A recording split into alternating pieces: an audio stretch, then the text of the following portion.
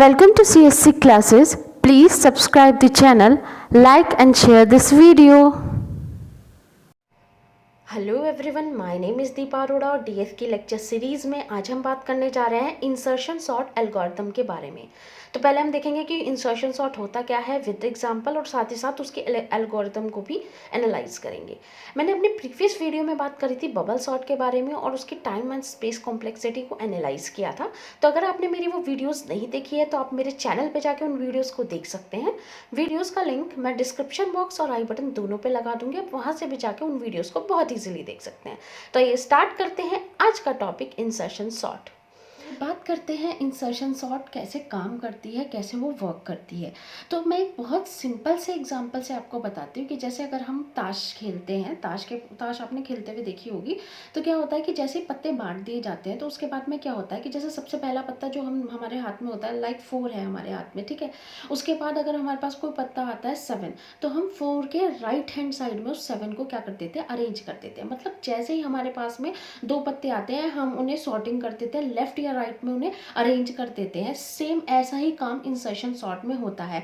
Insertion sort क्या होता है, वो क्या करती है कि जैसे ही 2 एलिमेंट आते हैं, मतलब फर्स्ट एलिमेंट आया तो वो कंपैरिजन नहीं कर पाएगी, लेकिन जैसे ही दूसरा एलिमेंट आया तो वो कंपैरिजन कर लेती है। या तो वो जो सेकंड एलिमेंट है वो उसके लेफ्ट में चला जाता है या फिर राइट में चला जाता है according to the particular order. मतलब इस एल्गोरिथम को ऑनलाइन एल्गोरिथम भी बोला जाता है। अगर आपसे पूछा जाए कि कौन सी ऐसी सॉर्टिंग है जो ऑनलाइन कहलाती है, तो वो हमारी कौन सी होती है, वो हमारी होती है इंसर्शन सॉर्ट।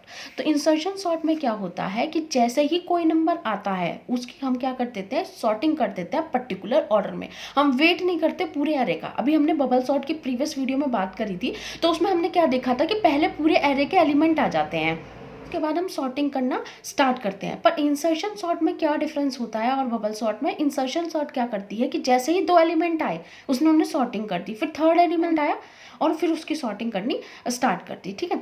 तो अब देखिए यहाँ भी यही लिखा है, insertion sort works by picking up A number. वो क्या करता है, पहले एक नंबर को पिक कर लेता है और उसे प्लेस कर देता है किसमें, सॉर्टेड सीक्वेंस में एरे के, ठीक है। जैसे ही कोई नंबर आया उसने उसे क्या कर दिया, सॉर्ट कर दिया।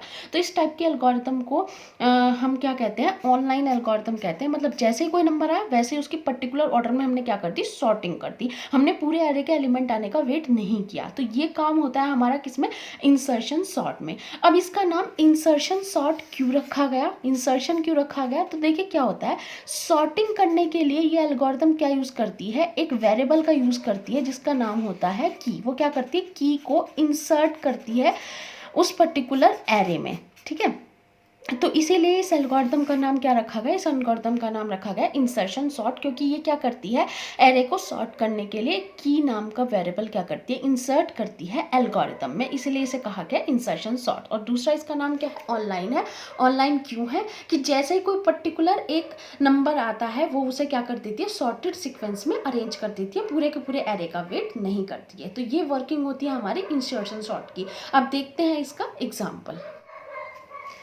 एग्जाम्पल के लिए देखिए, हमारे पास में एक एरे गिवन है ए, जिसके अंदर में 6 एलिमेंट है, यानी एन की जो वैल्यू है वो क्या है, 6 है हमारी, ठीक है। तो देखिए क्या होता है, ये स्टेप्स यहाँ पे लिखे हुए हैं, स्टेप्स में चलती है, यहाँ पे स्टेप लिखा हुआ है। सबसे पहले स्टेप में क्या होगा, देखिए 6 अगर अकेला है, ठीक है, तो उसका किसी के साथ कंपैरिजन नहीं होगा, वो ऑलरेडी क्या होगा, सॉर्टेड होगा। लेकिन जैसे ही 4 आया तो 4 और 6 का कंपैरिजन होना है, तो उस केस में हम क्या करते हैं कि ये जो 4 है इसे एक वेरिएबल की के अंदर डाल देंगे। इसकी वैल्यू को किस वेरिएबल के अंदर डाल देंगे, की के अंदर। जैसे मैंने अभी आपको बताया था कि ये सॉर्टिंग के लिए क्या करता है, एरे में एक की नाम का वेरिएबल इंसर्ट कराता है, ठीक है। तो एक की नाम का वेरिएबल होता है, उसमें क्या होता है, जो सेकेंड एलिमेंट होता है हमारा सबसे पहले वो इंसर्ट किया जाता है, यानी सबसे पहले 4 की के अंदर इंसर्ट होगा। फिर हम क्या करेंगे, 6 और 4 का कंपैरिजन करेंगे, क्योंकि एक पर्टिकुलर ऑर्डर में नहीं है, हमें क्या करना है, असेंडिंग ऑर्डर में एरे को लगाना है। और ये क्योंकि असेंडिंग ऑर्डर में नहीं है, 6 बड़ा है 4 से, तो यहाँ इन दोनों की क्या हो जाएगी, स्वैपिंग हो जाएगी, ठीक है। स्वैपिंग हो गई और ये दोनों क्या हो गए, एक पर्टिकुलर ऑर्डर में हो गया है, ठीक है। अब की में किसकी वैल्यू जाएगी, की में वैल्यू जाएगी 10 की। तो यहाँ पे की में किसकी वैल्यू चली गई, 10 की। अब किसका कंपैरिजन होगा, 6 और 10 का, ठीक है। ये जो लास्ट 2 एलिमेंट्स हैं इन दोनों का क्या होगा, कंपैरिजन होगा, ठीक है, 6 और 10 का कंपैरिजन। अब क्योंकि एक पर्टिकुलर ऑर्डर में है तो यहाँ पे क्या हो गया, स्वैपिंग नहीं हुई। उसके बाद की में किसकी वैल्यू चली गई, की में वैल्यू चली गई 7 की। तो अब 10 और 7 का कंपैरिजन हुआ, क्योंकि 10 बड़ा है 7 से, पर्टिकुलर ऑर्डर में नहीं थे तो यहाँ स्वैपिंग हो जाएगी। फिर 7 का और 6 का कंपैरिजन हुआ, ये पर्टिकुलर ऑर्डर में थे तो आगे ये नहीं जाएगा, ठीक है। उसके बाद 10 और 9 का क्या होगा, हमारा कंपैरिजन होगा, की के अंदर किसकी वैल्यू चली जाएगी, 9 की वैल्यू, और ये एक पर्टिकुलर ऑर्डर में नहीं है तो इनकी स्वैपिंग होगी। फिर इसी 9 का कंपैरिजन 7 के साथ होगा, लेकिन ये पर्टिकुलर ऑर्डर में है तो यहाँ पे स्वैपिंग नहीं होगी। उसके बाद 10 और 8 का कंपैरिजन होगा, की के अंदर 8 की वैल्यू चली जाएगी, इन दोनों की स्वैपिंग होगी। फिर इस 8 और 9 का कंपैरिजन होगा, देखिए यहाँ पे कंपैरिजन हुआ है और ये इससे ग्रेटर देन था तो यहाँ पे स्वैपिंग हो जाएगी, और ये पूरा एरे एक पर्टिकुलर ऑर्डर में क्या हो जाएगा, सॉर्ट हो जाएगा। तो ये इस टाइप की सॉर्टिंग है जो हमारी बबल सॉर्ट से ज़्यादा ईजी है। तो इस एल्गोरिदम में क्या होता है कि जैसे ही कोई एलिमेंट आता है हम उनका कंपैरिजन करते हैं और उसे सॉर्टेड ऑर्डर में अरेंज कर देते हैं, ठीक है। तो क्या होता है कि जैसे कोई भी एलिमेंट है, जैसे यहाँ पे कोई एलिमेंट था 8, ठीक है, उसका सबसे पहले उससे प्रीवियस एलिमेंट के साथ में कंपैरिजन होगा, अगर वो पर्टिकुलर ऑर्डर में नहीं है तो उनकी स्वैपिंग हो जाएगी। फिर जैसे ये स्वैपिंग होके आ गया तो उसका उससे प्रीवियस एलिमेंट तक होगा, जब तक वो उस एलिमेंट से बड़ा नहीं आ जाता लेफ्ट हैंड साइड वालों से, तब तक हम क्या करते रहेंगे, कंपैरिजन करते रहेंगे। तो कुछ ऐसी एल्गोरिदम होती है, जैसे ही एलिमेंट आता है वैसे ही हम उसे क्या करते थे, सॉर्ट करके एक पर्टिकुलर ऑर्डर में अरेंज कर देते हैं, ठीक है। तो इसे कहते हैं इंसर्शन सॉर्ट। अब हम इसके एल्गोरिदम देखते हैं। मैंने आपको बताया था जब भी आप एल्गोरिदम लिखें तो साथ ही साथ उसकी एक्सप्लेनेशन भी ज़रूर करें, ताकि जो एग्ज़ाम चेक करने वाला है उसको पता लगे कि आपको एल्गोरिदम आती है। सबसे पहले स्टेप में हम हमेशा स्टार्ट लिखते हैं और सबसे लास्ट के स्टेप में हम सबसे बाद में स्टॉप लिखते हैं, ये लिखना बहुत ज़रूरी है, ठीक है। उसके बाद सेकेंड स्टेप हमारा ये कहता है कि हमारे पास में एक एरे है जिसका नाम है ए, और उसका जो साइज़ है मैक्सिमम वो क्या है, n है। यानी हमने एक एरे ले लिया ए, ठीक है, उसके अंदर मैंने कुछ एलिमेंट डाल दिए हैं, ठीक है, उसका साइज़ हमने यहाँ पे लिया है 3, ठीक है। अब एरे के अंदर एलिमेंट इस टाइप से डल जाएंगे। अब क्या होता है कि हम जो जे है उसको कहाँ से स्टार्ट करेंगे, उसको स्टार्ट करेंगे सेकंड नंबर ऑफ एलिमेंट से। ये फर्स्ट है, ये सेकंड है और ये थर्ड एलिमेंट है, यानी जे का लूप जो चलेगा वो इस सेकंड नंबर के एलिमेंट से चलेगा, यहाँ से चलेगा और कहाँ तक जाएगा, वो लेंथ ऑफ द एरे यानी n तक जाएगा, और n की वैल्यू यहाँ पे क्या है 3, इसलिए वो कहाँ तक जाएगा, यहाँ 3 तक जाएगा, ठीक है।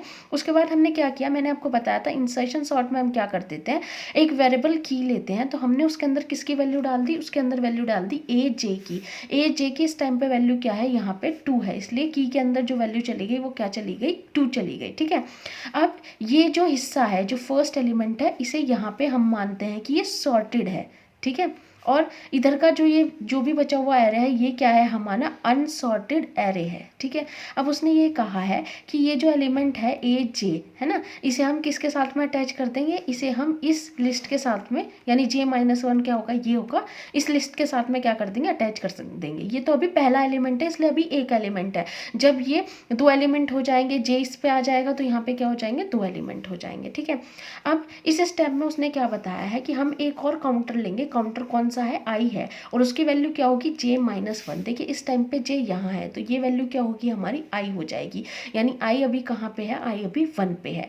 अब जो लूप चलेगा वो i के लिए लूप चलेगा, उसमें इन्होंने 2 वैल्यू दी है कि i ग्रेटर देन 0 होना चाहिए। देखिए i की अभी वैल्यू क्या है, 1 है, तो पहली कंडीशन हमारी ट्रू हो गई। एंड क्या होना चाहिए कि जो ये वैल्यू है i की, यानी ai की जो वैल्यू है वो ग्रेटर देन होनी चाहिए हमारी की से। देखिए ai की वैल्यू क्या है 3 और वो की वैल्यू क्या है 2, तो 3 2 से ग्रेटर देन है, दोनों कंडीशन हमारी क्या आ गई, ट्रू।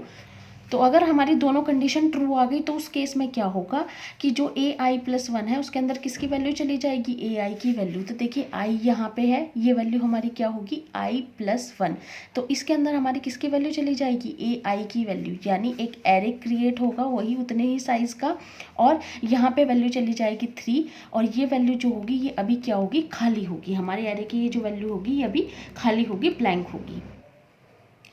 और इस वैल्यू के यहाँ पे इंसर्ट होने के बाद में क्या होगा कि जो हमारी i की वैल्यू होगी वो किसके अंदर चली जाएगी, i-1 के अंदर।